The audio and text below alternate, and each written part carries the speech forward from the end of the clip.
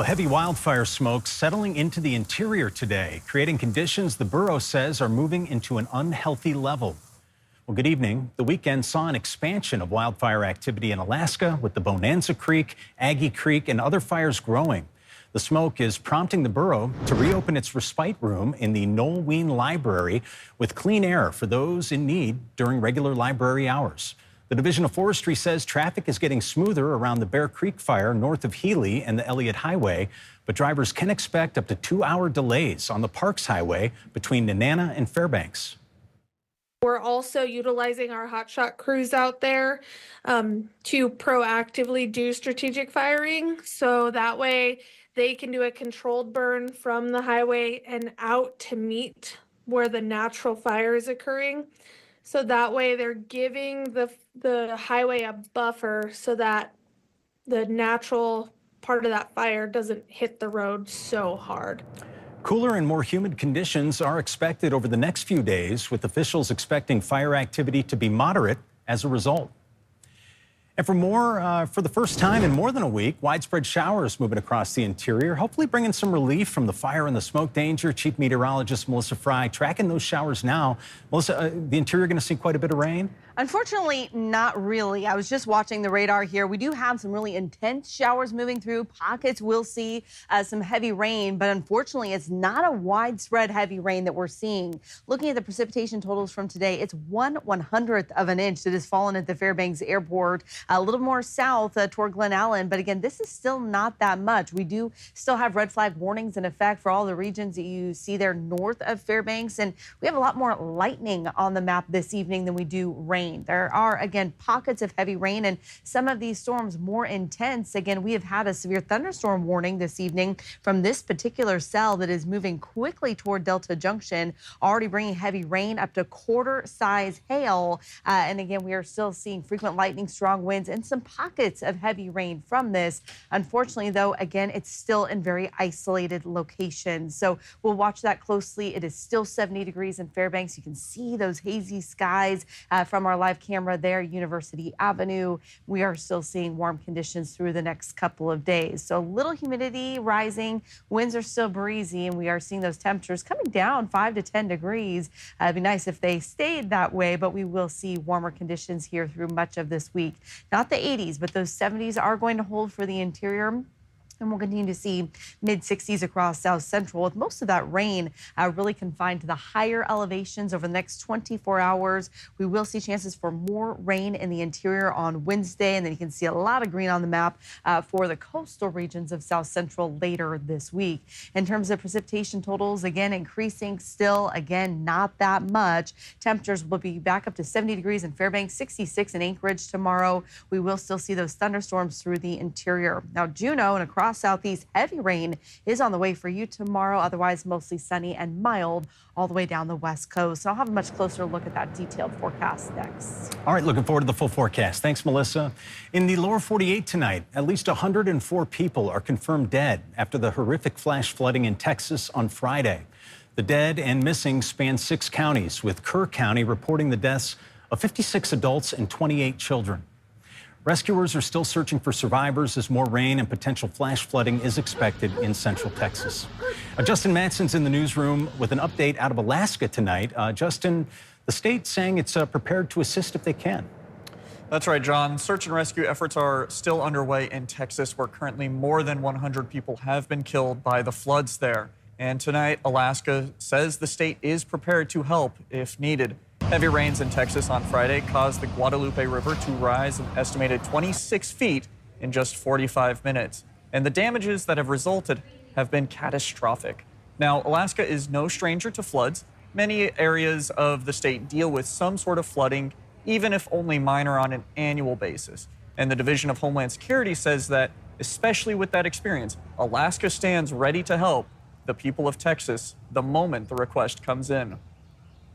We've reached out to a number of our colleagues down in Texas and expressed our sympathy, and also said, you know, we're here if you need us. We've utilized EMAC many times during our past disasters, and we've also responded to other states who have needed assistance. We did this for Hurricane Helene, the Maui wildfires, and other hurricane and flood events that have taken place throughout the United States. EMAC is the Emergency Management Assistant Compact, which includes every state in the union plus territories. It's a way to help authorities respond quickly to disasters.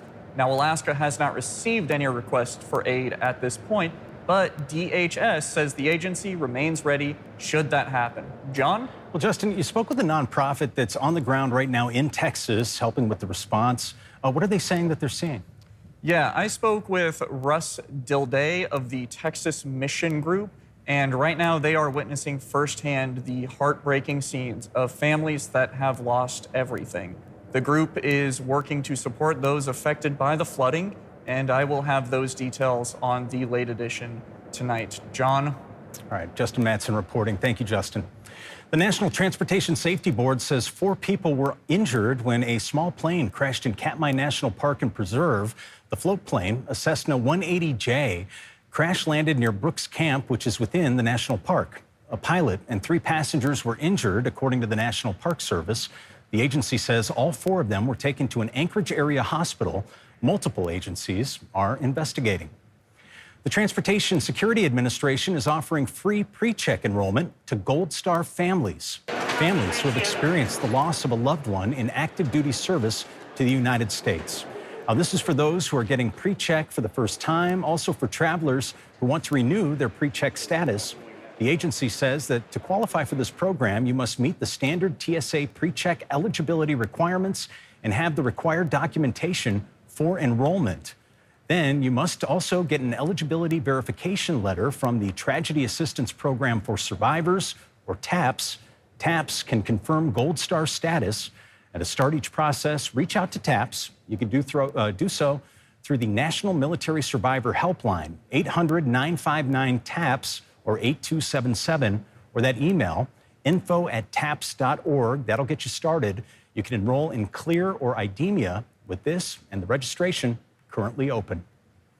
Well, a special session is around the corner, but what's expected for the August session still up in the air. We have the latest still coming ahead. And it's summer cleaning after a clear out of spring camps. There you go. Davis Park in Anchorage being tidied up by a member of mighty volunteers. So tonight, some state lawmakers are blasting what they call Governor Mike Dunleavy's true special session motive. You don't try to game the system in a way like that. Anchorage Senator Bill Wielechowski representing a growing lawmaker view after Alaska's news source was first to confirm last week that the governor asked minority members to stay home for the session's first 5 days. Now, by law, that's the time limit lawmakers have to override vetoes. Majority members confirm they're looking at 5, including education funding. The governor's only released the session's topics, and that would be education reform and creating an agriculture department. Also continues not to comment after repeated requests. The governor. Members say they do not know if they'll be able to get 45 members back to pass overrides if the minority does what the governor wants and stays home. Well, longtime Alaska journalist Tim Bradner told Alaska's news source in his almost 40 years of covering Juneau, he cannot recall a governor using these type of political tactics to avoid a veto override. What potential items could be up for a vote? Live right now on our website and our mobile app. Well, cleaning up a part of the city. The municipality of Anchorage abated Davis Park last month, and tonight a crew is on site cleaning that public space in hopes of welcoming the public back. Joe Allgood's live in Mountain View for us tonight. Joe, what's happening out there? Yeah, I'm here in Davis Park, here in Mountain View, and there was a homeless camp here up until mid-June. Today, it's a very different scene as the crew from the Parks and Rec continues to clean up the space, saying that they're reactivating it for park use. The Healthy Spaces crew came through already and cleared up a lot of the hazardous materials. That includes things like needles and sharp objects, other flammable materials, but there's still a lot of litter that remains. So today, volunteers have come out armed with garbage bags and grabbers to clear through the last bit of trash and get it ready for regular use as a park again. They're behind me in the gulch there, and they're picking up some of that trash. Live from Davis Park in Anchorage, Joe Allgood, Alaska's news source. All right, thanks, Joe. And we should note Mayor Suzanne LaFrance was in studio here at Alaska's News Source during our 5 o'clock newscast today. If you'd like to see her full interview, please head to our website, streaming platforms as well, wherever you get your podcasts. And coming up after the break, we're going to take a look at that statewide forecast, how long these temperatures stay cool and how long the rain sticks away. But first, take a look at your daylight hours. Again, for today, we're losing another about 3 minutes in Anchorage, close to 6 minutes in Fairbanks, but still pretty late for that sunset at 11:30 tonight in Anchorage, 12:23 in Fairbanks, Juneau, just before 10 p.m. and 12:15 in Bethel.